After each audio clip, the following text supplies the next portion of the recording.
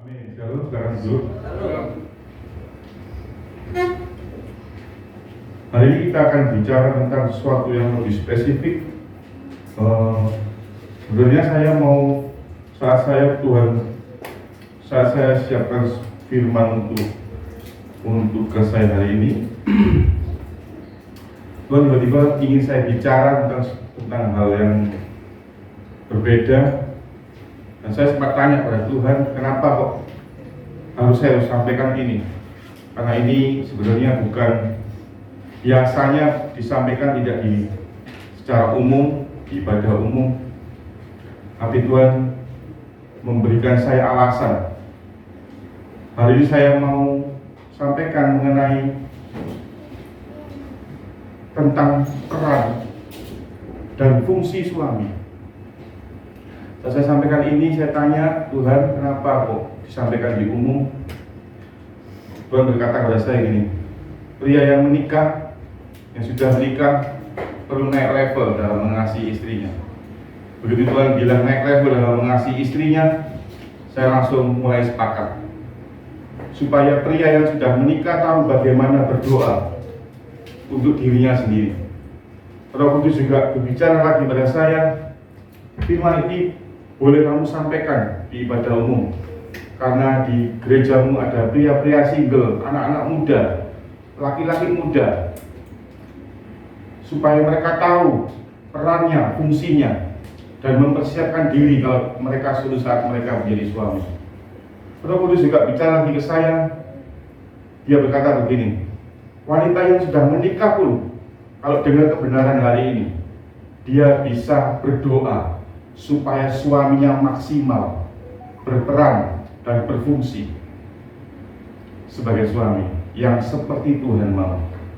Lalu itu juga ngomong lagi ke saya, ini juga boleh kamu sampaikan supaya wanita-wanita muda yang single di gerejamu juga tahu bagaimana mencari calon pasangan, juga tahu bagaimana mencari calon suami yang baik.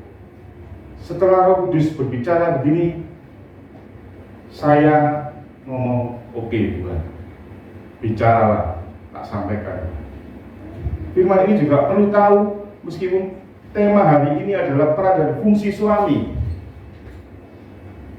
orang tua juga bisa mengerti bagaimana berdoa, khususnya orang tua yang punya anak wanita single, supaya orang tua juga bisa berdoa, supaya nanti suami anaknya juga seperti yang Tuhan mau, supaya orang tua juga bisa menasihati pernikahan orang tua anak-anak. Seorang anak juga bisa berdoa untuk orang tuanya kalau dia punya ayah yang belum jadi suami yang maksimal di dalam Tuhan.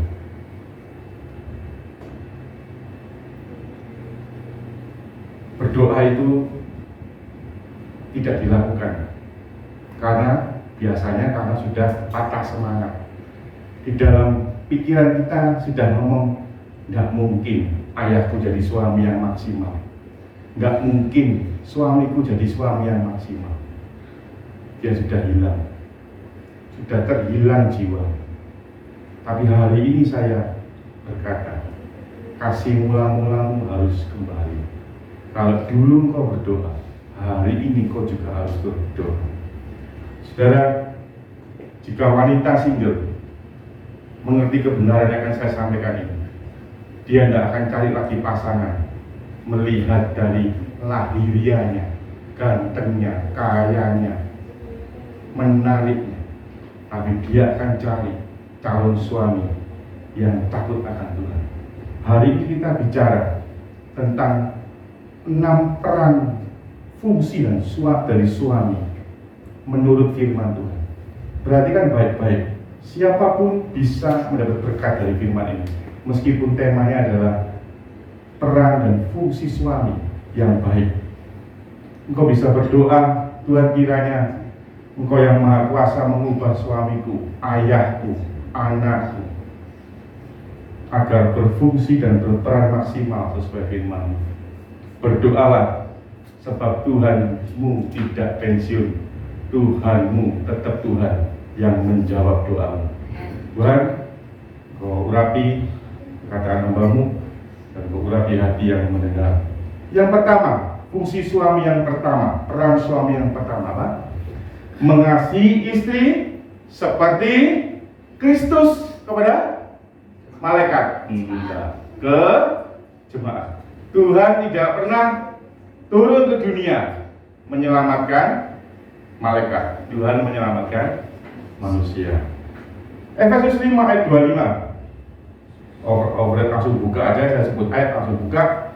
Hai suami, kasihilah istrimu sebagaimana Kristus telah mengasihi jemaat dan telah menyerahkan dirinya baginya. Orang tua pahami ini supaya kau bisa berdoa supaya kelak menantu laki-lakimu seperti yang saya sampaikan hari ini. Menyerahkan dirinya baginya jemaat. Tuhan itu kan mengasihi umatnya dengan kasih apa? Agape. Betul ya?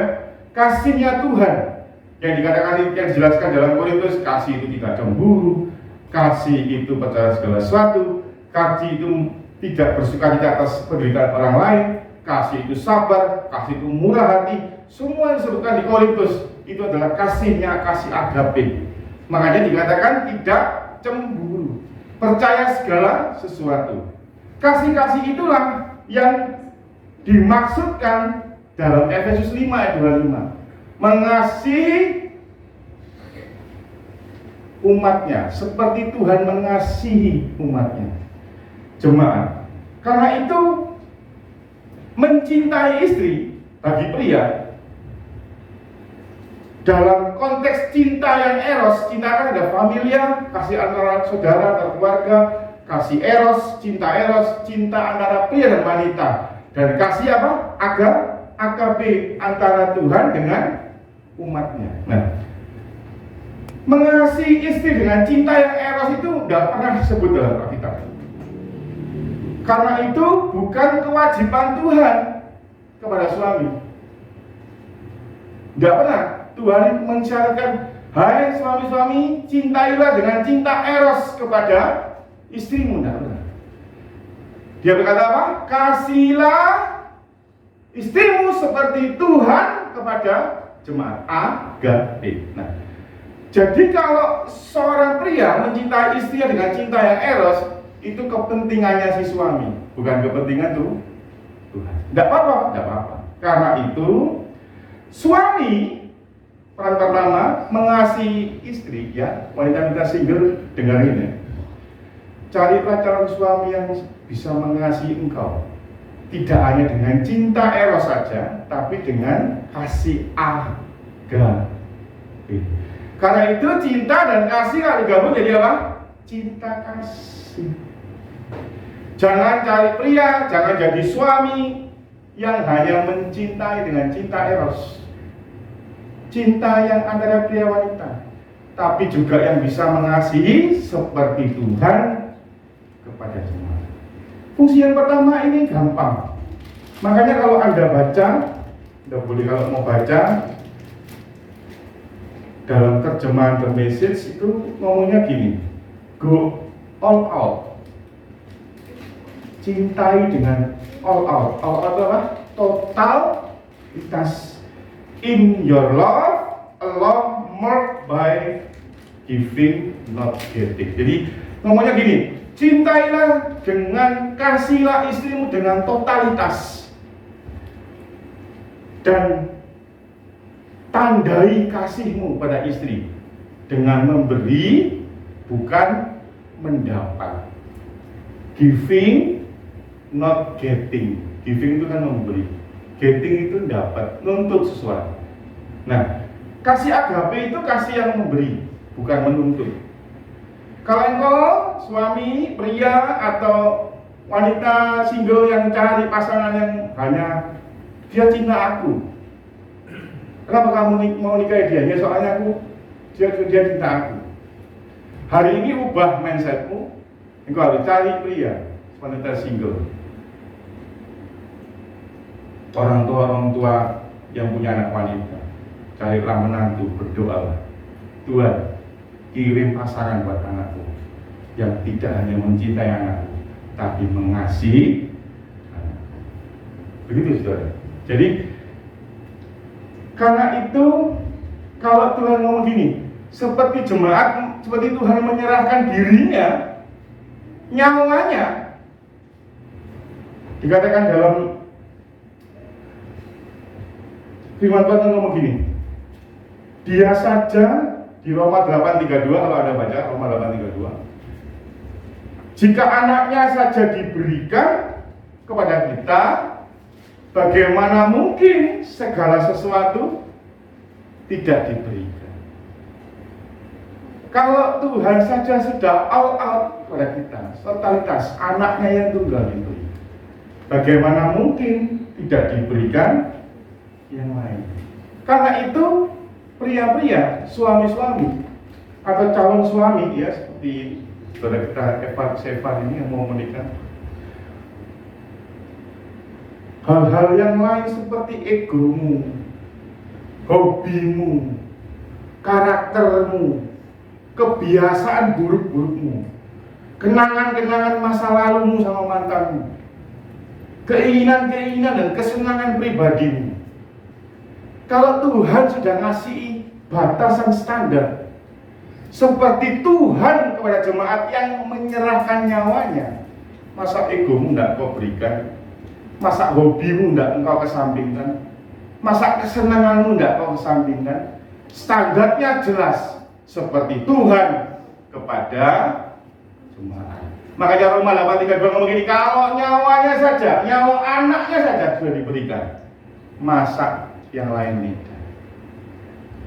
Karena itu mengasihi naik level sebagai suami, atau Anda pria-pria muda yang nanti akan jadi suami, Anda tidak bisa hanya mencintai pasangan, Anda juga harus mengasihi dengan kasih agape. Karena itu banyak kan kalau Anda lihat, tadinya hobinya A, kalau sudah menikah ya sudah ngalah, ditinggal hobinya. Ya paling dilakukan di saat senggang saja. Tidak bisa lagi sama seperti dulu. Karena seorang suami itu merelakan semuanya. Karena seperti Tuhan yang sudah, kalau Anda baca Filipi 2, Anda baca Filipi 2, 5-7 dikatakan gini, Dia, Yesus Kristus, yang sudah tidak menganggap kesetaraannya dengan Tuhan sebagai sesuatu yang harus dipertahankan. Tapi dikatakan apa? Dia mengosongkan dirinya menjadi sama. Kalau Anda baca bahasa Gerikanya, saya tidak sempat sebut, mengosongkan dirinya menjadi sama itu artinya gini, menyesuaikan dirinya dengan manusia. Makanya dia tidak mengambil rupa seorang yang bukan manusia. Dia mengambil rupa seorang yang paling rendah, supaya yang paling rendah, supaya dia kalau ngomong sama orang yang miskin, ngomong sama budak, dia bisa. Karena itu dia ngambil yang paling rendah, rupa seorang hamba, mengosongkan diri. Suami yang mengasihi istrinya, naik level, itu harus bisa mengosongkan dirinya, mengosongkan egonya, mengosongkan kesenangannya. Kenapa? Ya menjadi satu. Jadi, saudara, peran pertama, mengasihi istri seperti Tuhan yang mengosongkan dirinya untuk menjadi sama dengan manusia dan mengambil rupa seorang hamba. Jadi sama, maknanya apa? Menyesuaikan diri. Kalau Anda tidak percaya ya, ada suami yang suka dingin, istrinya nggak suka dingin, ngalah, nggak dingin, mending kipas-kipas. Kenapa? Itu hal gampang, hal sederhana, tapi itu terjadi. Hal-hal sepele soal makanan, soal selera, pasti menyesuaikan diri. Karena apa? Ya memang harus mengosongkan dirinya. Saudara, ingat ya, dikatakan engkau harus totalitas, tapi totalitas itu berhikmat. Kenapa kok berhikmat? Kenapa kok enggak asal-asalan suami memanjakan istrinya? Minta bom atom pun dikasih bom atom, minta racun dikasih racun. Kenapa? Karena Matius 7 ayat 11, kalau Anda buka ya, Matius 7 ayat 11 pernah kita bahas, Bapak itu tidak akan membeli ular pada yang minta ikan. Nggak akan ngasih batu pada yang minta roti. Sebab Bapak itu memberikan apa? Yang baik. Yang apa kalau saya ngomong bahasa aslinya? Agathos. Yang mulia, yang cocok, yang berguna, yang bawa hal baik. Jadi engkau, jika engkau jadi suami, engkau tidak boleh ngasih ular jika istrimu minta ular. Karena ular itu membahayakan. Totalitas itu perlu hikmat. Totalitas itu ada batasnya. Batasnya adalah agathos yang baik. Kenapa kok totalitas? Katanya mengasihi Tuhan yang menyerahkan dirinya semua dikasih, apalagi katanya Roma 8:32 Pak. Kalau anaknya sudah diberikan, masa segala sesuatu nggak diberikan? Jangan menganggap segala sesuatu itu ngawur, punya batasnya. Jelas. Kenapa? Kok mengasihi istri itu totalitas tapi ada batasnya? Sebab ada peran kedua yang harus dipertanggungjawabkan pria, calon suami atau suami yang sudah dalam pernikahan. Peran kedua adalah ini yang jarang disampaikan oleh hamba-hamba Tuhan, yang hari ini saya sampaikan, yang saya sedikit perdalam untuk Anda. Peran kedua suami, peran kedua pria dalam rumah tangga.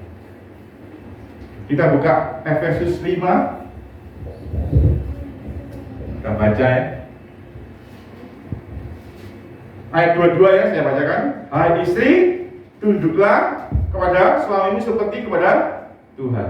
Itu nanti kapan kita bahas peran wanita ya. Hari ini kita ngomong suami dulu.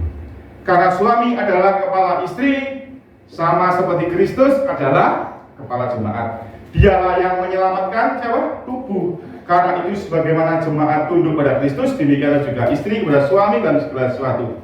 Nanti next kita bahas. Ayat 25. Hai suami, kasihilah istrimu sebagaimana Kristus telah mengasihi jemaat dan menyerahkan diri baginya. Tadi kita baca di poin 1 untuk menguduskannya. Nah, ini kedua nih. Sesudah ia menyucikannya dengan apa? Memandikan dengan air dan firman. Peran suami yang kedua. Kalau Anda baca, terus saya teruskan baca dulu ya. Supaya dengan demikian ia menempatkan jemaat di hadapan ayat 27, di hadapan dirinya dengan cemerlang, tanpa cacat atau kerut atau yang serupa itu, tetapi supaya jemaat kudus dan tidak bercela. Demikianlah juga suami harus mengasihi istrinya seperti tubuhnya sendiri. Siapa yang mengasihi istrinya mengasihi dirinya sendiri. Sebab tidak pernah orang membenci apa? Tubuhnya sendiri, tetapi mengasuhnya dan merawatinya sama seperti Kristus terhadap jemaat. Peran kedua adalah merawat, mengasuh, dan yang jarang dibahas oleh hamba-hamba Tuhan, memandikan istri. Jangan pas jenazahnya, bukan. Tapi saat hidup ini loh, memandikan istri apa? Dengan air dan firman. Peran kedua suami, peran kedua pria. Saya ngomong sama Roh Kudus, Tuhan, kalau yang dengar ini anak muda, masih SMA, masih SD, Tuhan ngomong gini, firmanku tidak pernah gagal. Firmanku ini akan masuk ke hatinya, didengar dia dan akan tumbuh. Jadi saya santai. Mau yang dengar hari ini anak SD, anak SMA, anak kuliah. Jika engkau dengar firman ini, firman itu seperti hujan yang turun ke tanah, tidak akan pernah kembali sia-sia. Saudara, peran kedua, mengasuh, merawat, dan memandikan istri dengan firman. Saudara, kalau saya lihat bahasa Ibrani, ini Greka ya, bahasa Greka. Mengasuh itu sama merawat bedanya apa? Ternyata merawat itu tentang jasmani. Pakai bahasa talpo. Talpo itu mempedulikan merawat secara jasmani. Istrimu sakit dirawat, dikompres, kalau panas dikasih obat, bawa ke dokter, ditemani ke dokter, nggak dikasih cuma uang Grab, ya. Karena merawat itu, talpo itu ngomongnya jasmani. Kalau mengasuh Pak, mengasuh itu secara rohani, sebab pakai kata yang agak sulit ini. Ektrepo itu mendewasakan, merawat psikisnya, mentalnya. Siapa yang di sini kalau istrinya sedih disuruh lihat drakor aja, nyari lawakan atau dipeluk? Karena tugasnya suami nggak cuma merawat fisik, tapi rohaninya, hatinya. Ektrepo, mengasuh, mendewasakan. Dan yang terpenting itu memandikan dengan firman. Kita akan bahas tentang memandikan dengan firman lebih dalam. Saudara, memandikan itu maknanya aslinya gini, membersihkan dari kotoran-kotoran. Memandikan dengan firman itu bukan menghakimi istrimu dengan firman, bukan menghukum istrimu pakai ayat, tapi ngomongnya pakai air. Kalau air itu Anda baca itu hudor. Hudor itu ngomong air yang mengalir. Hudor itu gini. Hudor itu bukan air dalam baskom, tapi air yang mengalir. Kayak Anda pakai pancuran shower itu, airnya mengalir. Kenapa kok pakai kata hudor? Sebab suami yang mendewasakan istrinya dengan firman, yang memandikan dengan firman, itu tidak boleh ngomong masa lalu. Karena mengalir itu ngomongnya ke depan, tidak pernah ke belakang, tidak pernah ngungkit masa lalu, tidak pernah ngungkit yang sudah-sudah. Karena itu hari ini untuk memandikan firman, suami harus bagaimana? Saudara, kalau kita nyampaikan di mimbar ini firman, kalau kita tidak pernah sudah melakukan, kita tidak berani. Kita nggak berani. Karena apa? Firman itu hidup. Dikatakan firman Tuhan itu hidup. Kalau firman Tuhan itu hidup, harus dihidupi di dalam. Setelah dihidupi, baru kami berani nyampe. Saudara, untuk memandikan istri dengan firman, seorang pria, seorang suami harus apa? Jadi apa? Pelaku firman. Saudara, ini jarang dibahas karena ini berat. Ini peran suami yang menurut saya ya. Kalau ngasih isi dompet ke istri itu gampang. Bahkan saya itu selalu cuma lewat rekening aja, tidak pernah megang. Kenapa? Saya tahu saya ini tidak bisa ngelola dengan baik. Saudara, yang sulit itu yang kedua ini. Kalau engkau memandikan istrimu dengan firman, tapi engkau tidak jadi pelaku firman, engkau akan mengalami yang seperti ini. Baca 1 Korintus 9 ayat 27. 1 Korintus 9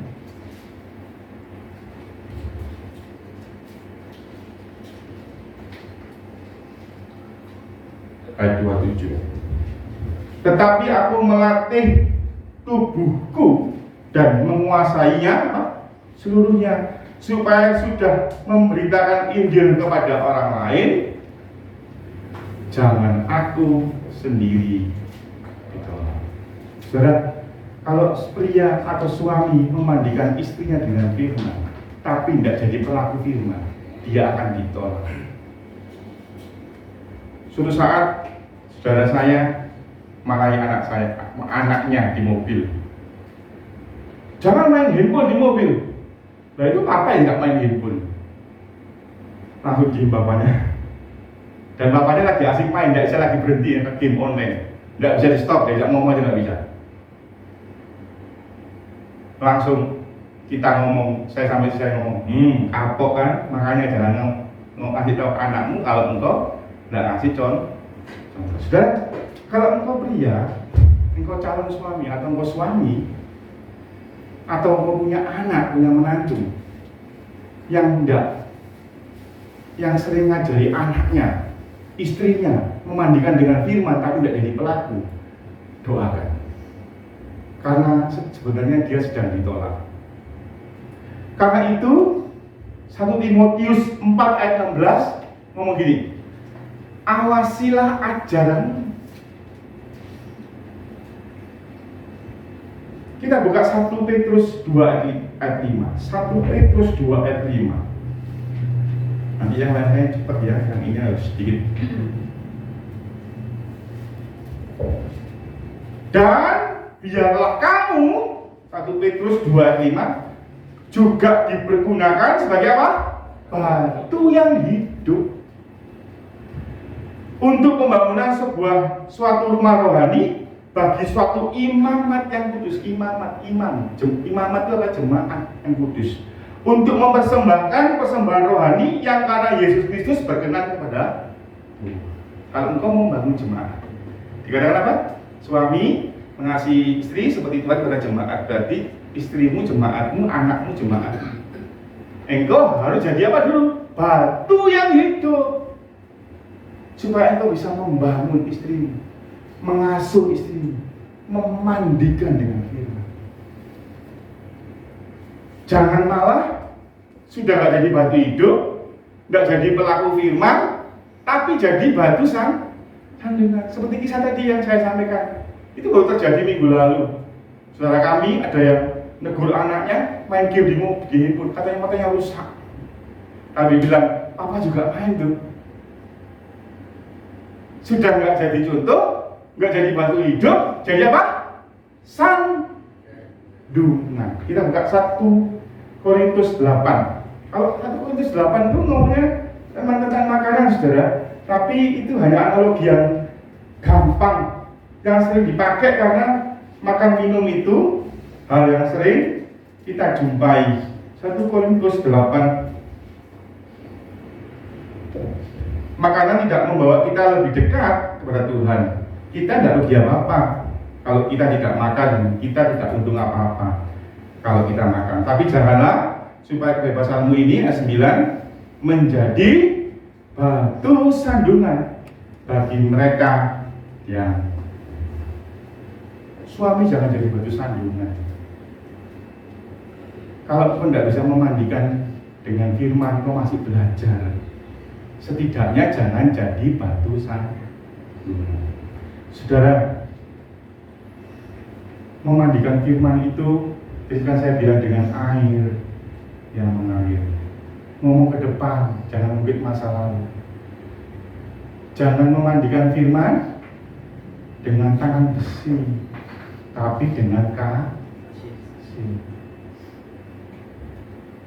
Jangan nanti Anda pulang dari sini, suami istri nyimpen ayat masing-masing buat debat. Aku tak siapkan ayat untuk nyerang istriku, istrinya nyiapin ayat untuk nyerang suami. Enggak. Memandikan itu, orang habis mandi itu seger apa enggak? Seger, fresh, yang ngantuk melek, yang capek hilang gitu. Jangan sampai istrimu tambah lelah, enggak kau mandikan, engkau hakim, engkau hukum, engkau tuntut, engkau ancam dengan ayat.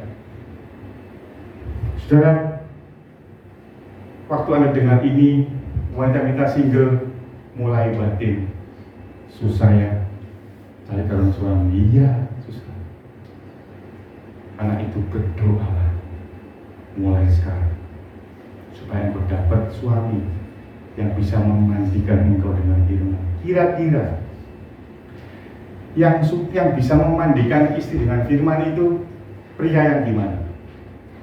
Pelayanan? Oh, belum tentu. Ini pakai jari. Orang main, Anda comot penyanyi dangdut aja suruh WL, suaranya enak. Anda comot pemain musik di luar, suruh main lebih enak. Tidak ada urusannya dengan pelayanan. Kalau Anda memandikan firman, kau harus jadi pelaku firman, kau harus cari apa? Ya carinya orang yang takut akan Tuhan, yang hidupnya dalam Tuhan. Langkah apa? Banyak sekarang. Jangan sendiri. Langkah, saudara. Saudara, penutup dari poin 2. Dosa pertama bukan bicara apa? Makan buah kehidupan, buah pengetahuan, buah yang terlarang, bukan. Dosa pertama karena Adam tidak berfungsi sebagai suami. Saya ulang. Dosa pertama bukan makan buahnya, bukan Hawa makan buah. Dosa pertama karena Adam tidak berfungsi memandikan istrinya dengan firman. Kalau hari itu Adam menegur istrinya dengan kasih tentunya ya, tidak dengan tangan besi ya. Kalau hari itu Adam tegas, tidak jadi sandungan. Kalau hari itu Adam jadi batu hidup yang ngomong tidak boleh, tidak mau aku, itu dosa di hadapan Tuhan. Kalau hari itu Adam melakukan fungsinya sebagai suami, saya yakin Hawa nurut tidak makan. Kalau Adam tidak makan, Hawa pasti ragu-ragu. Setidaknya ragu-ragu, ini enggak, dulu suamiku yang mau makan, ya ayo dosa mati bareng. Jadi dosa pertama karena Adam tidak menegur istri. Ini yang jarang dibahas hamba Tuhan, memandikan dengan firman. Saudara, itulah penyebab utama. Saudara, saya tidak boleh percaya nggak percaya ya, saya itu sering diajak konseling suami istri yang bermasalah. Itu sejak umur 24, bayangin. Saya pacarnya saya masih putus, nyambung, ganti pacar, 2 tahun pacaran, putus. Sejak umur 24, saya itu tidak tahu siapa yang kirim, saya tidak tahu. Nyari saya, Pak mau konseling, saya itu umur 24, sudah konseling pernikahan. Karena itu, saya hari ini berani ngomong. Sejauh saya konseling pernikahan, saya melihat, mengamati hampir semua masalah rumah tangga itu penyebabnya suami. Yang istri yang cewek ngomong yes, enggak, serius saya. 75% masalah rumah tangga penyebabnya dia yang kerok. Kalau saya cewek khotbah gini, Anda protes. Ini yang ngomong cowok, suami. Dan saya akui. Engkau, hal-hal sederhana ya, seperti poin kedua ini. Engkau tidak pernah mandikan istrimu dengan firman. Engkau tidak bisa mandikan karena engkau sendiri nggak mandi. Paham artinya? Engkau tidak bisa memandikan istrimu dengan firman, mendewasakan istrimu dengan firman. Engkau sendiri bukan pelaku firman, mana bisa? Engkau akan ditolak kata firman Tuhan oleh ajaranmu sendiri. Pak, sulit ya cari calon suami yang seperti firman. Iya, sulit. Makanya jangan lihat asal seperti opa-opa Korea saja. Carilah yang hatinya takut akan Tuhan. Saudara, jika ada orang yang berniat mengubah pasangannya, saudara, Pak, memandikan firman itu berarti ya negur. Harusnya ada negur Hawa kan, ngomongin firman kan, ingatkan Tuhan, melarang kan, iya. Pak, apakah kalau sudah memandikan firman, terus istri saya nggak nurut, itu gimana? Saudara, Anda itu memandikan firman itu, Anda menegur istrimu, mengajari istrimu firman, itu bukan untuk merubah istrimu. Saudara, kalau pernikahan itu bukan soal apa ya? Pernikahan itu bukan soal merubah orang lain. Selembar surat pernikahan itu tidak pernah bisa mengubah karakter orang. Ayo, cari orang yang tidak sabar, cari orang yang pembohong, terus nikah. Terus Anda pikir yang diberi Pak Yusak surat pernikahan, akte pernikahan itu bisa mengubah orang jadi sabar langsung? Tidak bisa. Selembar surat pernikahan tidak pernah mengubah orang. Karena itu jangan pernah Anda bilang ini, nanti kan belajar bisa Tuhan kan kok Saudara, pernikahan itu bukan soal mengubah orang. Saat suami memandikan istri dengan firman, jangan pernah engkau berharap pada manusia. Yeremia ngomong apa? Terkutuklah orang yang mengandalkan manusia. Lakukan aja tugasmu, karena itu tugasnya Tuhan. Urusan istri tidak tunduk pada suami, itu dia punya urusan sendiri dengan Tuhan.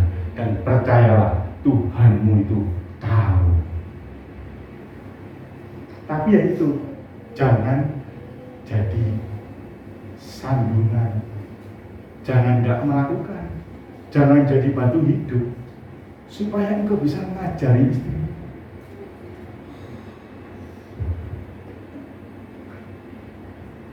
Saudara, poin ini penting, mandikan. Jika engkau punya suami yang belum bisa memandikan engkau, doa. Jika engkau punya menantu laki-laki yang belum seperti ini, doakan. Jika engkau punya ayah yang belum seperti ini, doakan. Doa orang benar besar kuasanya. Kan tidak mungkin ganti doa yang sudah menikah. Jadi cuma satu solusinya, doa. Ketiga, menghormati istri sebagai teman pewaris. Kita buka 1 Petrus 3 ayat 7. 1 Petrus 3 ayat 7. 1 Petrus 3 ayat 7. Demikian juga kamu, hai suami-suami, hiduplah bijaksana dengan istrimu sebagai kaum yang lebih lemah. Hormatilah mereka sebagai teman pewaris dari kasih karunia, yaitu kehidupan, supaya ngeri, doamu mateng, doamu sampai jengking, tapi engkau tidak hormati istrimu, doamu tertolak. Istri itu setara dengan suami. Stigma yang muncul di masyarakat itu gini loh, karena disebut suami itu kepala, istri itu lebih rendah. 1 Petrus jelas ngomong, teman pewaris, equal, setara. Dikatakan Kejadian pasal 1 ngomong ini, aku akan menjadikan dia companion, setara, partner, equal, sama. Namanya teman pewaris itu sama-sama dapat warisan yang sama. Nah, kadang-kadang suami ini tanpa sadar karena dia statusnya kepala rumah tangga, dia lupa bahwa istrinya itu tidak lebih rendah.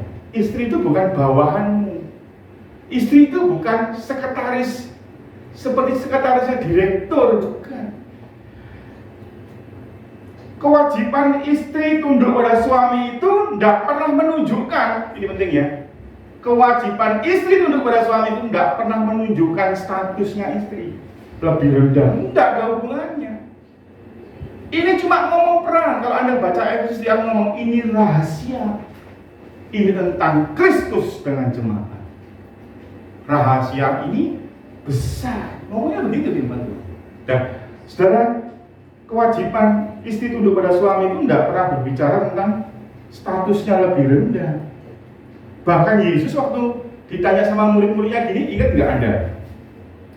Tuhan, jadikan anak-anakku ini nanti jadi yang terbesar di kerajaan surga. Jawaban Yesus apa?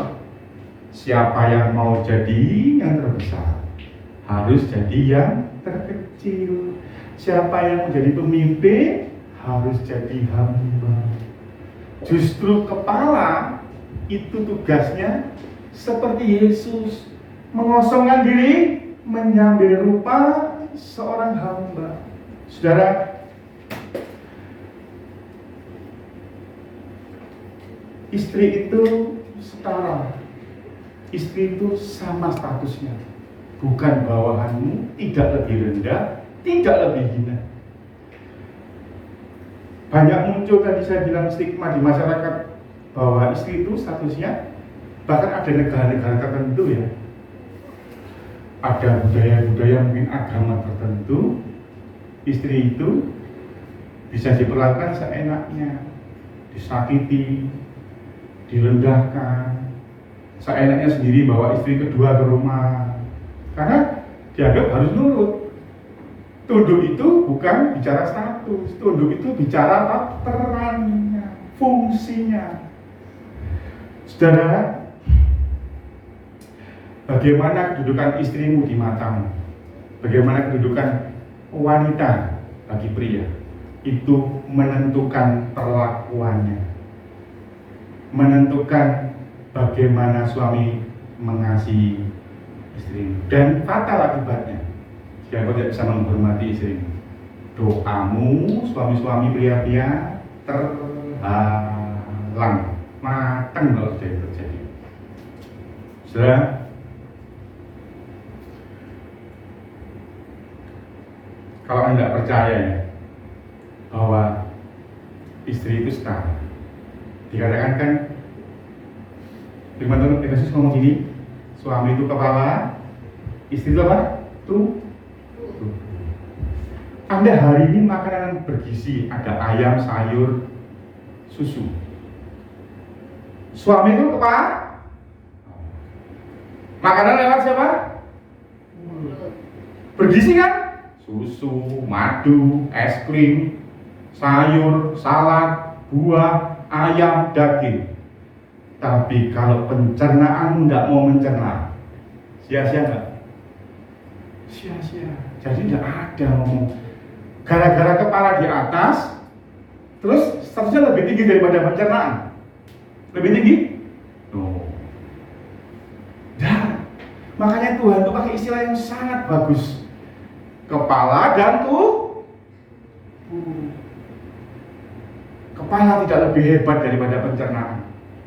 Bahkan dikatakan usus kita ini otak kedua. Kalau mahmu ngambek, makan bergizi, dia bilang, tidak mau, tak muntahin pun. Pernah orang mual muntah? Nah, jangan sampai itu terjadi. Ya. Yang pertama mengasihi istri seperti Kristus, yang kedua memandikan istri dengan firman. Sebelum memandikan istri harus jadi pelaku. Yang ketiga menghormati istri setara, karena dia teman pewaris, bukan bawahan pewaris loh. Baca aja.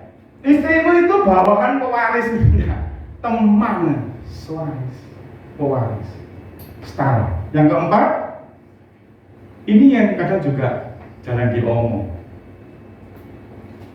yang saya dengar ya dari beberapa hamba Tuhan. Mungkin juga ada sih, tapi ini jarang ada. Yang keempat, peran suami ini ada uniknya. Bersedia ditolong. Kalau saya ngirim penolong ke Pak Yusak, dia bilang banyak bocor. Terus saya ngomong, kok tak kirim, aku punya langganan tambal ban bisa dipanggil. Terus Pak Yusak bilang gini, aku bisa kok, ini loh hampir selesai. Aku bisa kok. Kira-kira penolong yang saya kirim berguna nggak? Ada jenis, tidak semua. Yang di sini tidak, yang di sini suami diambil, kecuali saya. Ada suami-suami yang gengsinya selangit, tidak mau ditolong. Diingatkan istrinya ngomong, kamu tuh tahu apa? Ikut-ikut aja urusan suami. Tidak mau ditolong. Peran keempat, jadilah suami yang mau ditolong, karena Tuhan sudah menjadikan, aku menjadikan, Kejadian pasal 2 ayat pasal 1, penolong baginya. Anda tahu ilustrasi tadi? Saya ngirim tambal ban ke Pak Ishak bilang nggak usah. Bisa nggak orang ditolong kalau nggak mau ditolong? Bisa nggak suami ditolong istri kalau gengsinya salah? Kalau dia merasa paling hebat, paling benar, diingatkan istrinya tidak mau dengar. Peran keempat suami, jadilah orang yang mau ditolong, sebab Tuhan memang ngirim istrimu sebagai penolong. Saudara, kan Kejadian 2:18 kan ngomong gini, aku menjadikan penolong yang sepadan. Sepadan itu ternyata saya pelajari, memang agak sulit bahasanya, tapi ngomongnya cocok. Tidak bisa, sepadan itu artinya saling melengkapi. Kalau Anda pasangan yang tidak saling melengkapi, bahaya. Saling mendukung, saling mengimbangi, kayak gitulah kira-kira bahasa asli. Cuma sulit memang. Saya memang tidak sekolah teologi yang hebatnya. Karena itu pastikan saat engkau mencari yang single-single ya, cari pasangan, carilah yang sepadan, yang bisa saling melengkapi, yang si wanita bisa berfungsi jadi penolong. Kalau nggak bisa jadi penolong, repot ya. Suami tidak akan punya penolong. Mungkin, semoga dalam nama Tuhan Yesus tidak terjadi di gereja ini. Jangan sampai pria cari penolong dari tempat lain. Nah, itu bahaya. Kalau menurut saya ya. Ditolong itu tidak ada hubungannya lebih rendah. Hai pria-pria, dengerin. Hai suami-suami, dengerin. Ditolong itu tidak ada urusannya dengan engkau kehilangan kejantananmu, tidak ada urusannya. Tidak ada urusannya dengan engkau kehilangan kepriaanmu, tidak ada urusannya. Tidak ada urusannya dengan status kepalamu, tidak ada. Saya kasih tahu ya, kepala suami itu harus mau ditolong istri, harus mau diingatkan istrinya. Diingetin, dengerin dulu. Jangan dengar pakai ini, dengar pakai hati. Orang istri ini maksudnya apa ya? Maksudnya baik gak ya? Siapa yang di sini bisa keramas tanpa tangan? Di tembok aja, ini tembok ya digosok-gosok begini. Bisa? Siapa yang di sini? Anda yang pernah naik sepeda atau sepeda motor atau jalan aja, tiba-tiba debu masuk ke matamu. Tanganmu ngapain? Langsung gini kan? Memang tangan diciptakan Tuhan untuk jadi penolong. Istri diciptakan jadi penolong. Apakah mata gengsi gini? Aku enggak perlu ditutupi, biar debu masuklah. Pak, ada enggak suami? Banyak. Saya ketemu banyak pasangan yang aneh-aneh. Iya ini Pak, kalau diingetin suami saya ini enggak mau Pak. Sekarang gini ditipu orang ini. Ya apa? Nyalakan saya lagi, enggak ingetin. Padahal saya udah ingetin. Ya. Itu contoh-contoh suami yang enggak mau ditolong. Sok hebat, merasa gengsi. Laki kok ditolong wanita. Bahaya. Jadilah suami yang mau ditolong. Kalau perlu merendahkan hati, tanya. Anda boleh cek istri saya ini. Kan saya di mimbar, ini janjian. Sekarang belakang tanya. Suaminya Bu Shelly sering tanya enggak? Oh, tanya terus. Tapi India, ini enaknya aku terima enggak tawaran ini? Enaknya apa? Karena saya tahu ini penolong. Kalau nggak saya fungsikan, kasihan, sia-sia. Saudara, jadilah suami yang mau ditolong. Kalau perlu, engkau jangan ragu-ragu minta ditolong. Jangan gengsi. Istri dan anak itu tubuh. Mana bisa Anda mencuci muka tanpa tangan? Tidak bisa. Saudara, untuk ditolong itu perlu apa? Kerendahan, perlu jujur, perlu terbuka, dan perlu bisa berkomunikasi dengan baik. Menolong itu, saudara, mungkin istrimu lemah, istrimu bodoh, istrimu tidak ngerti kesulitanmu, tidak ngerti, cuma Pak Dewi tidak ngerti, sini urusan pria, dia tidak ngerti Pak. Banyak kan kalau Anda dengar pria-pria seperti itu.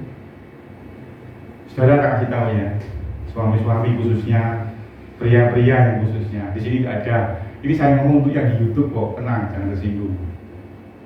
Kalau Anda tersinggung, ya jangan. Pokoknya firman ini tujuannya kan supaya Anda naik level. Saudara, tak kasih tahu ya, pria-pria, suami-suami.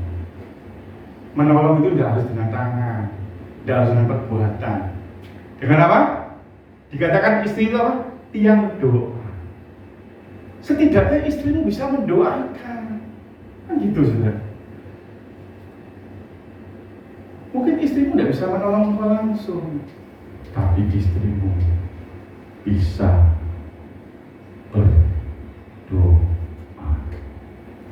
Saya pernah ngomong sama istri saya, setengah guyon, setengah serius. Dia tidak percaya. Yang doa, karena doamu lebih didengar Tuhan. Tak mungkin, Abed kan pelayanan lebih dulu. Saya kasih tahu analoginya ya. Ini bukan asal ngomong gini. Tak kasih tahu. Doa istri lebih didengar Tuhan. Tak kasih tahu. Analogi saya berpikir ya. Kalau salah ya maafkan. Saya ini kan ngirim penolong buat Vela. Vela, kamu tak tolong untuk ngangkat dus yang besar ini. Kamu tidak kuat tuh Vela, tak kirim penolong. Betul? Kalau ternyata penolong saya tidak bisa nolong Vela, terus ngomong ke saya yang ngirim penolong itu,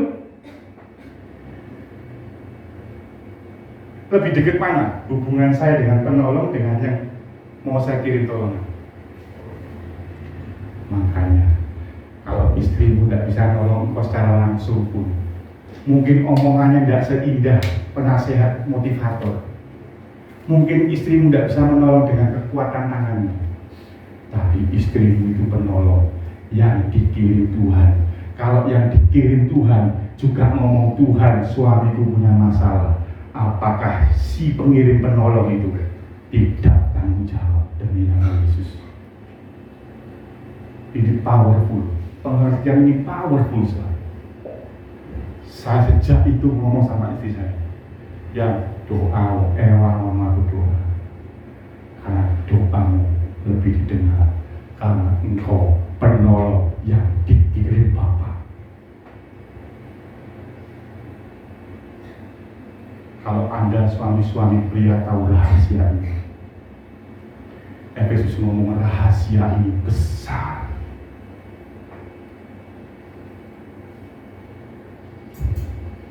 Pak Yusak yang saya kirim tambal ban dengan saya yang kirim tambal ban. Kalau dia yang tambal ban itu sambat ke saya, tidak bisa Pak Abel, bannya terlalu besar yang saya tanya. Oke, tak kirim teman lain, tak kirim alat supaya engkau jadi penolong. Istrimu waktu teriak ke Tuhan, Tuhan jauh lebih merasa bersalah. Lu penolong yang tak kirim harus bisa jadi penolong, karena itu kodrat saja. Penolong ya penolong. Jadi jangan lihat istrimu lemah, istrimu bodoh mungkin, istrimu lembek mungkin, istrimu lelet mungkin, istrimu tidak pinter mungkin, istrimu tidak cekatan mungkin. Tapi yang namanya penolong akan tetap ditolong Tuhan. Kelima, terakhir cuma dikit. Mazmur 128 kita buka. Sedikit panjang ya, ini penting sekali. Mazmur 128. Saya bacakan ya.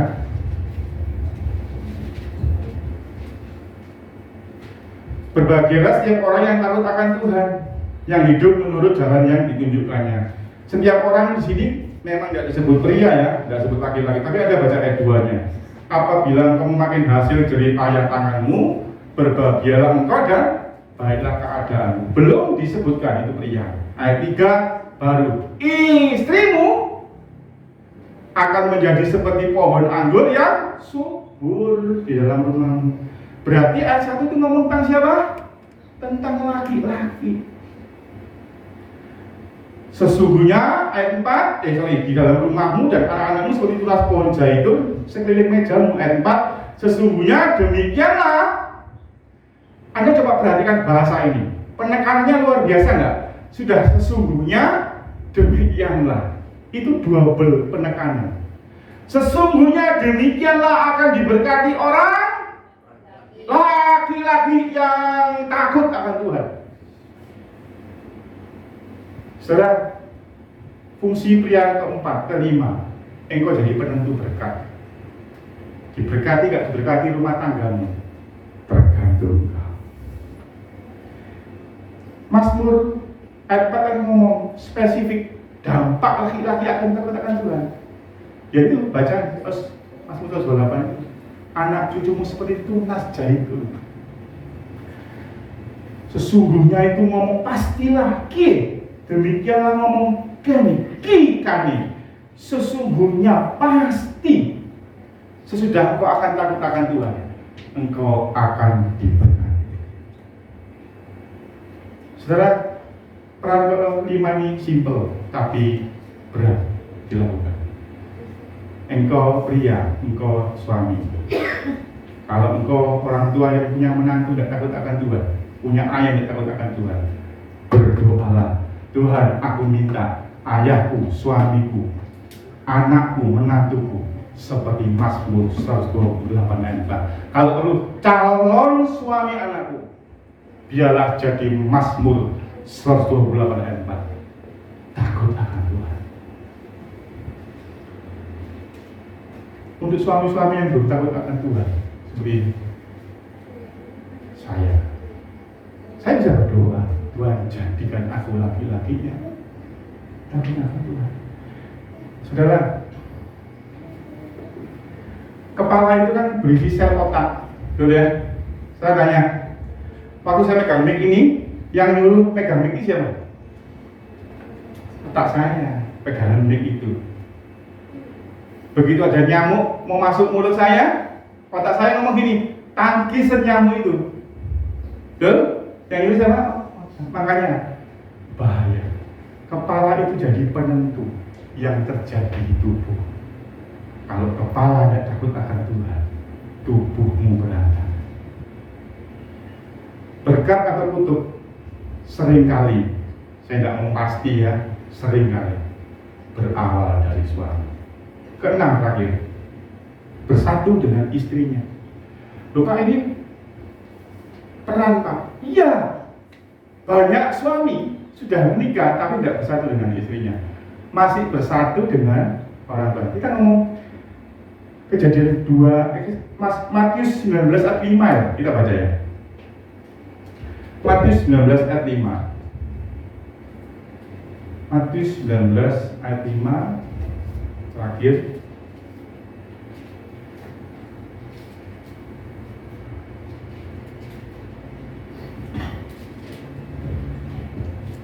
Dan firman-Nya, sebab itu laki-laki akan meninggalkan ayah dan ibunya dan bersatu dengan istrinya, sehingga keduanya itu menjadi satu daging. Saudara, meninggalkan orang tua itu maknanya bukan mengabaikan orang tua, enggak. Putus hubungan, enggak. Itu maknanya begini loh. Suami itu kan dulu anak ya, betul ya. Pernah nggak suami jadi tanpa tidak jadi anak ya, jarang ya. Ya kecuali kadang-kala orang tua mati setelah dia kecil ya, dia sebagai anak. Tapi umumnya suami itu kan anak, betul ya. Waktu jadi anak, dia hidup dalam otoritas apa? Orang tuanya. Dia harus seia sekata dengan orang tuanya. Kalau nggak percaya, tanya aja yang punya anak. Bapaknya kepingin ke PTC, anaknya kepingin pasar Ratung. Yang mana siapa? Tergantung bapak sama ibunya, betul ya. Kalau bapaknya mau ke utara, anaknya juga mau nggak mau ikut ke utara. Nah enggak gini, naik Grab sendiri, berangkat do dewe, mangano bayar dewe, gitu ya. Anak langsung ini, yowes, gitu ya. Waktu engkau meninggalkan ayah ibunya itu bukan putus hubungan, enggak. Anda kalau baca firman makanya hati-hati baca teks asli kalau perlu. Bukan putus hubungan mengabaikan, dah kita putus, dah. Anda berpindah dari otoritas orang tuamu, engkau bersatu dengan istrimu. Tadinya engkau mau makan kemana, pergi kemana, pakai baju apa, tanya orang tuamu. Sekarang engkau diskusi sama istrimu, istri tanya sama suami. Itu artinya bersatu dalam pikiran, katakan gini, seia. Kata bersatu itu, kalau Anda baca maknanya gini, engkau jadi seia, engkau jadi sekata, sepikir, sepakat. Makanya kalau pasangan, ya nggak usah menikah lah, ya masih pacaran. Hanya apa? Mau makan di mana? Sembarang. Artinya istrinya sudah pasrah sembarang. Meskipun nanti sampai restoran nggak suka, nggak apa-apa, itu masalah beda lagi. Memang ruwet istri ya. Memang ruwet sembarang tapi tidak doyan. Matang apa enggak? Nanti itu bahas lainnya. Jadi meninggalkan orang tua bersatu itu jadi sepakat. Makanya di poin terakhir ini saya ngomong, banyak suami. Saya punya teman, ini teman serius, kalau bohong saya tambah ganteng. Saya punya teman wanita cantik, teman sekolah, cerai dengan suaminya gara-gara mertuanya ngomong gini, milih istrimu, milih mama. Mateng. Dan suami karena takut kehilangan warisan, dia milih mama. Bahkan anaknya pun lahir tidak pernah dilihat. Ini peran yang salah. Makanya saya masukin di peran terakhir. Ada peran yang jarang dibahas. Bersatu dengan istrinya. Seharusnya suaminya teman saya itu ngomong gini, Ma, ini bukan milih mama atau milih istri, tapi peranku bersatu dengan istri. Jadi sekalipun seorang gini ya, pria single ya, masih pacaran atau mungkin nggak punya pacar, kalau berikan martabak orang tuanya, perlu ngomong istrinya nggak? Perlu ngomong pacarnya nggak? Ya nggak usah, nggak oh. Masih belum jadi satu. Itu kok namanya martabak. Nek perlu martabak yang isinya berlian, jadi coklat bisa renyah, klik-klik gitu. Tapi saat dia menikah, dia harus berkomitmen. Istriku, ayo kita berikan martabak mama. Karena bersatu dengan istrinya. Kalau dulu santai, duitnya diajar-ajar di rumah nggak masalah. Tapi setelah menikah, dikatakan apa? Meninggalkan otoritas orang tua, bersatu dengan istri, mengasihi keluarga orang tua setelah sepakat dengan istrinya. Istri juga begitu, mengasihi orang tuanya setelah sepakat dengan suami. Saudara, ingat meninggalkan ayah ibunya di ayat ini atau ayat yang lain, misalnya di Kejadian 2 ayat 24, itu tidak bicara tentang putus hubungan. Loh Pak, status anaknya hilang, tidak pernah hilang. Mantan suami istri ada, mantan anak tidak ada. Tetap anak, tapi anaknya ini sudah nggak bebas lagi karena dikatakan bersatu dengan istrinya. Seia, sekata, sepakat, kompak. Makanya saya bilang di awal tadi, kalau engkau dapat pasangan yang nggak sepadan, yang nggak kompak, yang nggak saling ngimbangi, engkau nggak saling mendukung, aja Anda. Nanti bisa ada omongan gini, ngasih orang tuamu terus orang tua nggak pernah dengar kasus itu? Oh sering, karena belum bersatu, belum meninggalkan ayah ibunya. Loh Pak, gimana kalau tetap serumah Pak? Sama. Yang karena kata-kata meninggalkan ayah ibunya itu bukan secara fisik, bukan secara geografis, bukan secara letak tempat tinggal. Enggak. Tetap tetanggaan bisa, beli rumah 2, orang tua sama anak mantu bisa jejeran, enggak masalah. Tapi yang dikatakan meninggalkan itu otoritasnya, keseiannya, sepakatnya, komitmennya, bersatu dengan itu. Beda kamar nggak masalah, tetap meninggalkan karena dulu belikan martabak isi berlian, nggak perlu ngomong pacar. Tapi setelah punya suami, punya istri, harus sepakat. Jadi Pak kok berat ya? Yang paling kami single ngomong berat juga ya cari. Cari, makanya suruh nyari Pak Yusak punya stok banyak. Ya, jadi Anda bisa carikan gembalamu toh, kamu jawab Pak carikan saya gitu, enak. Anda itu punya bapak gembala itu enak. Pak belum punya Pak, doain saya. Yang single-single yang belum punya pasangan pernah minta tolong doa? Pernah. Carinya soalnya ganteng, bukan seperti firman Tuhan. Saudara,